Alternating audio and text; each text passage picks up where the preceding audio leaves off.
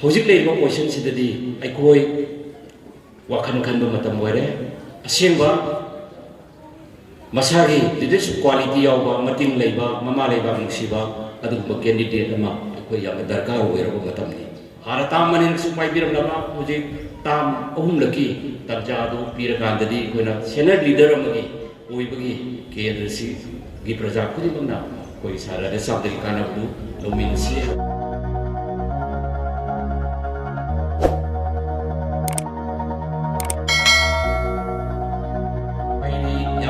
surprise oiba amaka aingona phawi tasengna hojiki manipur da leiniba tangdu leita daba kuki musu meite ani gi irang dunu maram waraga manipur gi praja sing kari warakadage habgi wakalon da yamna nunang pokpa adugumba matam masida koi kai khumjaraba sarare samna development su something belek taba loinana miam gi apamba aning badi jumbo moerga manipur dano bo government lengak sa solo malakuna miam gi ning batu ngana bo na badu so ko thogang lobi ba asigumba mayam si urga ai yam surprise oi tasena mi magi kokta leiriba load se ai khar over oi taseng badi ai sara de samse sara de samona urtre robot gumba bisamara हाइबगी वाखलमा दिगे थमोदा फिल तवी मरमदुना ईश्वर नसु उगनी थमोय सेंबा लोइना थमोय सेंना थबा म तौबगा सेमजन साजलगा तौबा थबा अमगा अनि कंपैरिजन से हेक येंबदा दum खंगो पोनी लमदम सिबो कोले बे सोरना सोइद्रबो थौजान बिगनी हाइबो वाफमदु आई थमजरगा यामतेन तकना आइना मखा ताना थमजनिंगबसी तसेंबदी ngasi thorum sima sarare samgi kendra sida tawriba development singi manungda sorok amani maramdi magi leiriba lamdugi matungina sigumba jaga sida jumna sanigni puyang kai ta mapam amada soidrama leiriba magi geographical position sina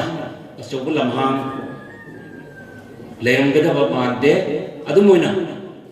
ngasigi yamne tariba yungi mong matau sida yamne inana krik inana leram bada basumali sumang thelong chauna karim baza buza matau buda ning butuna tawbagi umba kudong sabadu hena kharwada leram bada bamali simba jaga sida darkar oiriba simba community holama hek thodo matholakpada mapung phara pangthok yana nabagi dama ngasi yam pak chauna simba masebiba ai sahitagi loinana ngasi lembi lembi sahitagi punumaki sahitagi ngasi sarara sambu ai aduki mate thagat chabu thamjage adugo loinana ai no ji thamjaningi di ai loina makte khandri adu orgasu ai khangjaba ai ujaba kharaga asangba matam territorial council ki matam du thamgraga manipur ne state food phangba matam dagina ngasi bhawada hairo kendra sida miyam seva ko biramba miyoi kharkhak lei miyoi kharkhak singdugi manungda moi singduga ngasi gi sara de samga magi tel matam kharasiga sida mahana tawbi thabakka ekoi comparison amaka mai koina pakhum bijabana tama isa gi thamoida thamlaga comparison do tawbiu ai khangjaba amani khakta hajarate taseng nangan matam 1972 Ozai betul bini ihan koi kian sigi emele mata mata dah gi thangna na apa masana pura puduna sahi di pun mungkin sasol na lagi loina na lagi thamoi di hining tabli awang kha bise taseng na imarak sta kenu da thajoge adubu mayam na sinpha budru le ro bot manina nasi bhogde awang adu mai jage awang saita koi kai khumna jaraba ja ko mo lai soi re ma ke mapa masa sahi tara ma pai re adu ko lemuri basaru sahi ni pan ma pan simal sar ra samna pu sigi peret sida sahi ni bu ki peret tu da kari to bage torum le bopor sindu singthani mai ba kari yauge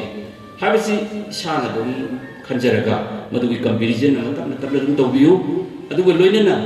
ani subada ꯑꯩꯈꯣꯏꯒꯤ ꯎꯈꯣꯡꯁꯥꯡꯗꯒꯤ ꯀꯥꯕꯤꯔꯝꯕ ꯑꯩꯈꯣꯏꯒꯤ ꯑꯣꯖꯥ ꯀꯣꯃꯣꯟꯒꯤ ꯃꯄꯥ ꯃꯆꯥꯅ ꯆꯍꯤ 10 ꯑꯃ ꯄꯥꯏꯔꯝꯃꯤ ꯑꯗꯨꯒꯨꯝꯕ ꯃꯇꯝꯗꯨꯗ ꯇꯧꯈꯤꯕ ꯄꯣꯠꯇꯣ ꯀꯔꯤ ꯀꯔꯤꯅꯣ ꯍꯥꯏꯕꯁꯤꯁꯨ ꯑꯗꯨꯝ ꯅꯤꯡꯁꯤꯡꯕꯤꯌꯨ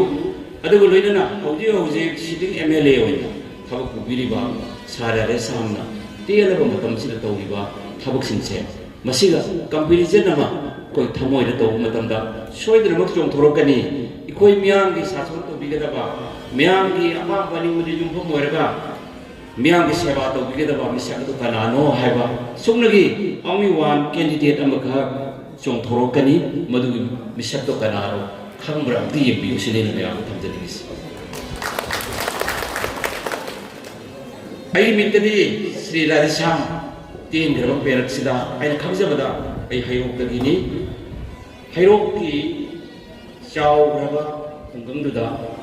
ngasi phawda ai du jaba ai isana leijaramba hero higher secondary ai yam sangna pujarami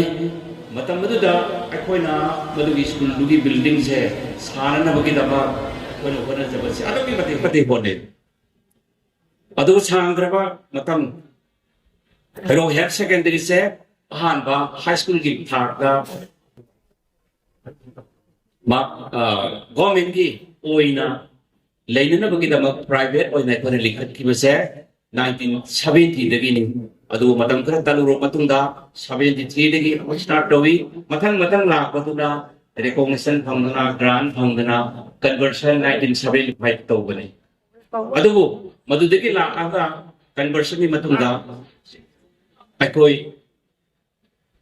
secondary था का अपग्रेड तौबरे सिउब सांगबो पेरेट अमख लैसे मसागी सही नि फुदुगी Mamangi ahan ba sason to biramba adu balusing basing adugi peret sahi ni phugi manungdan batam da kayara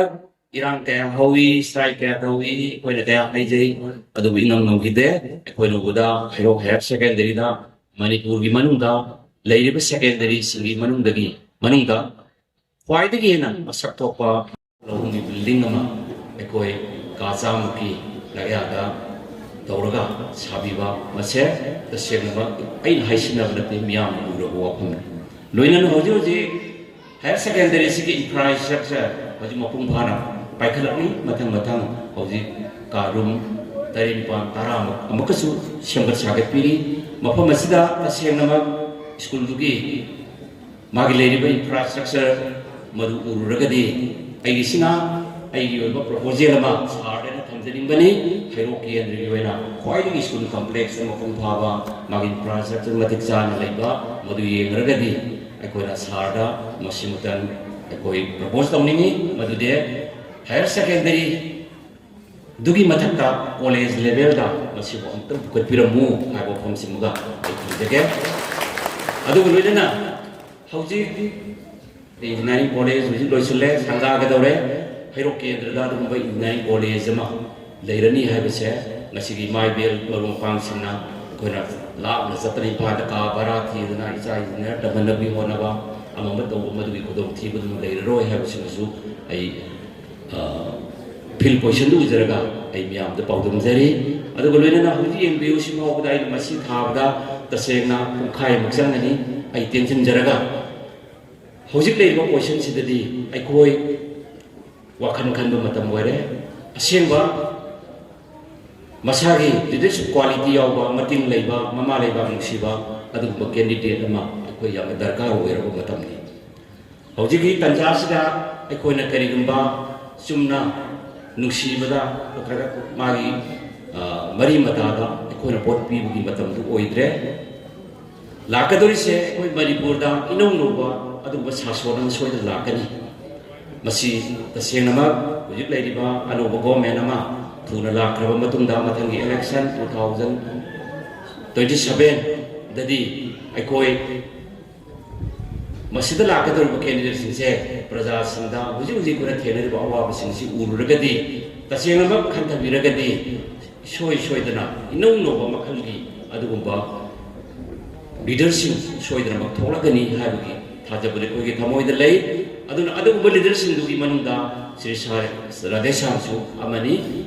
Maramaduna, Asibumba, ꯍꯥꯟꯅ ꯇꯥꯝ ꯑꯅꯤꯔꯛꯁꯨ ꯄꯥꯏꯕꯤꯔꯝꯂꯕ ꯍꯧꯖꯤꯛ ꯇꯥꯝ ꯑꯍꯨꯝꯂꯛꯀꯤ ꯇꯟꯖꯥꯗꯨ ꯄꯤꯔꯀꯥꯟꯗꯗꯤ ꯑꯩꯈꯣꯏꯅ senior leader ꯑꯃꯒꯤ ꯑꯣꯏꯕꯒꯤ ꯀꯦꯟꯗ꯭ꯔꯁꯤꯒꯤ ꯄ꯭ꯔꯖꯥ ꯈꯨꯗꯤꯡꯃꯛꯅ ꯑꯩꯈꯣꯏꯒꯤ ꯁꯥꯔ ꯔꯥꯙꯦ ꯁ꯭ꯌꯥꯝꯗꯒꯤ ꯀꯥꯟꯅꯕꯗꯨ ꯂꯧꯃꯤꯟꯅꯁꯤ ꯍꯥꯏꯕ ꯋꯥꯐꯝ ꯈꯔꯁꯨ ꯊꯝꯖꯔꯒ ꯑꯩ ꯇꯦꯟꯇꯛꯅ ꯑꯁꯤꯗꯤ ꯃꯇꯥꯡ ꯁ꯭ꯋꯥꯏꯗ ꯂꯣꯏꯁꯤꯟꯅꯕꯒꯤ ꯌꯥꯊꯪ ꯃꯌꯥꯝꯗ ꯂꯧꯖꯒꯦ